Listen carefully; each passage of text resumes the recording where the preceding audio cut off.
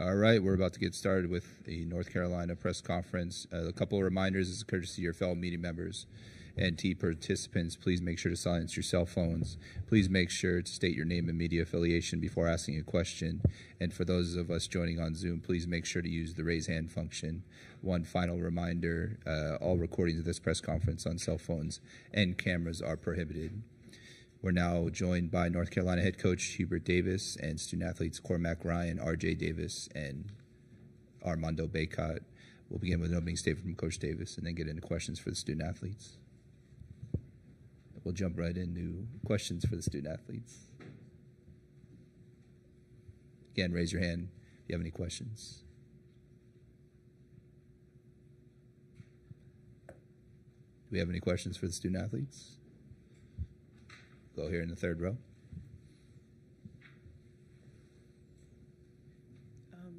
Could you kind of tell me, like probably the first part of the first half, you guys, what could you guys have done to keep that momentum going offensively?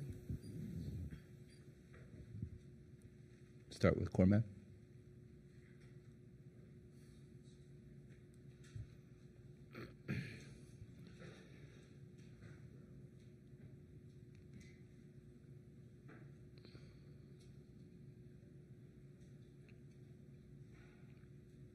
I mean, I don't fully understand the question, but I think in general, I think we needed to rebound the ball a little better and continue to get stops. I think that hurt us, allowed them to get back in the game. We'll go to front row right here.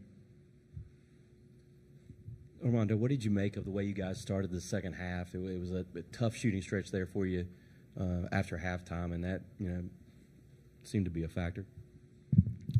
Yeah, I thought in the second half we came out a little flat, but I mean, like Cormac said, they got a lot of rebounds. We knew coming into the game they shot a lot of threes, and it would lead to a lot of long rebounds. So I think just me personally, I didn't do a good enough job just boxing out and coming out with more intensity, especially coming into the beginning of that second half, because we knew they would come in and try to come back and come fired up. But, I mean, I think at the end of the day, it just boiled down to them just making more shots than we did.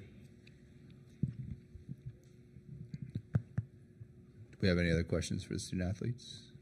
Go ahead in the back. Armando, the feeling, is it a feeling of shock, sadness, surprise? Did you realize Alabama was this good? Did you expect your team was capable of going all the way? So how do you justify what happened tonight? Yeah, I mean, I'm definitely hurt, and I mean, I think we all are a little shocked. I mean, we don't underestimate any opponent, and I think today, I mean, it was tough, but all year we play hard, and today we play hard, and they just made more shots than us, and I mean, it's tough. Losing is not the result we want, especially with just how talented we are as a team, and we felt like we had a chance to win the national championship this year, but, I mean, I wouldn't change anything that happened all year. It was a special year just with teammates, coaches. I mean, it was just, for me personally, a restored sense of funness. Just my love for the game just grows so much. My faith this year has grown a lot, and I'm going to miss everything about just being with this team, the coaches. I've been knowing Coach Davis since I was 14 years old, 15 years old, and knowing this is the last time I'll play for him, it definitely hurts. Right here in the front. Alejandro Avila, Outkick.com. It seems like a lot of guys in the locker room are emotional because they really believed in this team. They thought it was a really special group. Now that the year's done, how would you define this team? Best team I've ever played on, just the amount of fun we had and the love we had for each other. I mean, it was just amazing. I mean, it's obviously tough that we lost, but just we played so hard and we cared about each other so much and we loved each other so much. Go ahead here in the fourth row. Yeah, Armando, the knock on Alabama was they can't play defense or they won't play defense. What are your thoughts about that? I mean, like I said, I think it just boiled down to them just hitting more shots than us today. You look at it, I missed a few chippies. I missed a wide-open dunk. abnormal stuff. I mean, we missed some shots we usually make, and later down the stretch, they made some shots. So it's really all I can point to. Go ahead. Rod Baxley, Fayetteville Observer. RJ, you've had such a great year, man. What was kind of your mindset out there to have a game like you had, and what goes through your mind when you look down at the stat sheet and the shooting struggles tonight?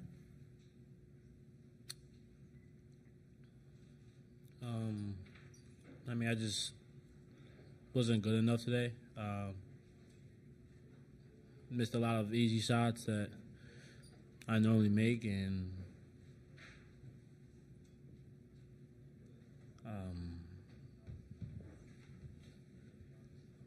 I mean, I gotta chime in here. Just you guys can write whatever you want, about tonight's game. You could talk about RJ, you could talk about the stats, you could talk about whatever, but we would not be in this position today without RJ Davis and Armando Bacot. Carolina wouldn't be in this position today without these two guys. And so, say what you want. There's just not a true fiber in your being that could actually believe that anything that happened tonight could be the result of something RJ did wrong, because RJ's done something incredible for this team. He's done stuff that's never been done before. He's one of the greatest Tar Heels of all time, and for anybody to come and say anything negative about RJ is unacceptable, and I'm going to just say that. Continue in the front here. RJ, I had a question about the final 30 seconds there after they had gone up to, I think it was 85-87. Can you just take us through that possession that Nelson had the block shot on you, and then you got another one off in the lane that didn't draw iron? Just can you sort of take us through that possession and what was happening? Yeah, I mean, we just try to get the best shot possible, try to get an easy two going. Thought I had the advantage on Nelson. Was able to go blow by, but then he was able to swat it. And then caught the ball screen coverage. It kind of doubled, but I was able to blow by, kind of get him, and then kind of just heave one up, but kind of hit the other side of the rim. And by the time shot clock went out, so I mean, that's what went on with that play. Final question for the student athletes. Anyone? Right here in the front. Mike Rodak with 247 for RJ. Just Alabama players credited Rylan Griffin, number 3, for what he was able to do defensively against you. Just what made him so effective tonight. I mean, he's a good player. He's a good defensive player with his length and height, but at the same time, I mean, I had a lot of open looks that I normally knock down. I'm able to make. Just the ball didn't go my way in today's game. Usually it does. I'm confident, and one thing my teammates did throughout the whole game was just pick me up and told me to continue to keep shooting. But sometimes the ball just doesn't bounce your way. But yeah. Thank you, Cormac, RJ, and Armando. We'll now open it up for questions for Coach Davis.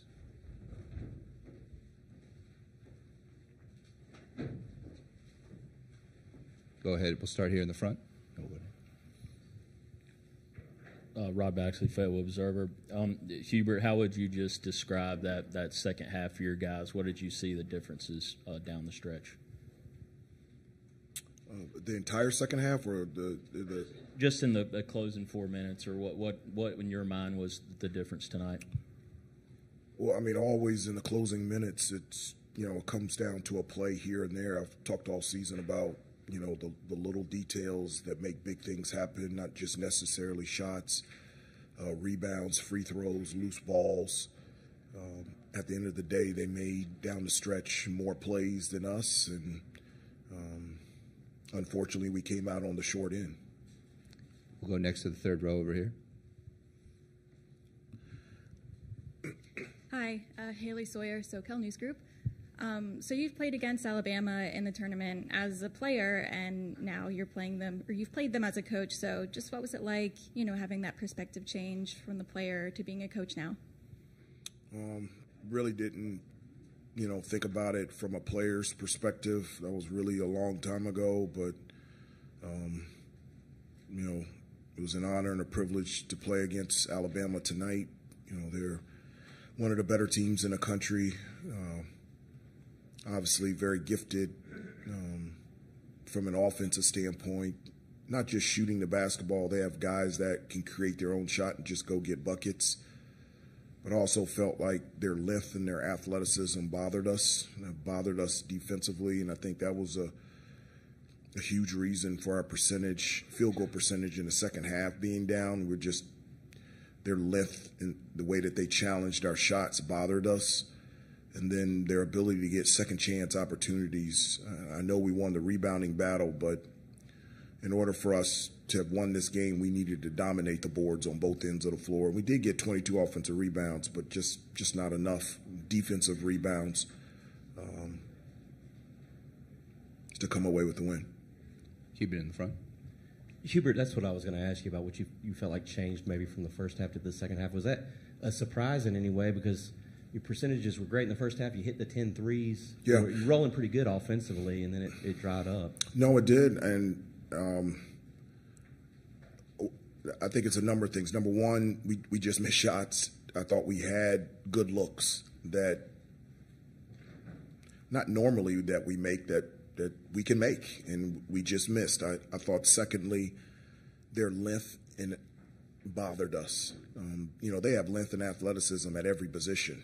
And so when they switching, different types of actions, that made it difficult for us to score. And